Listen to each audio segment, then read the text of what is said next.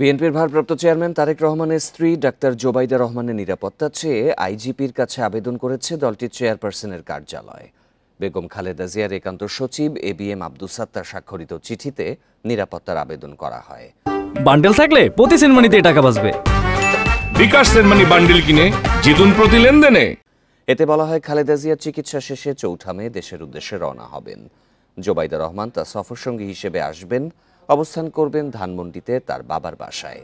জিয়া পরিবারের সদস্য এবং তারেক রহমানের স্ত্রী হিসেবে জোবাইদা রহমানের জীবনের নিরাপত্তা ঝুঁকি রয়েছে। এজন্য তার ঢাকার বাসায় অবস্থানকালীন এবং যাতায়াতের সময় নিরাপত্তা ব্যবস্থা নেয়ার জন্য অনুরোধ জানানো হয়েছে।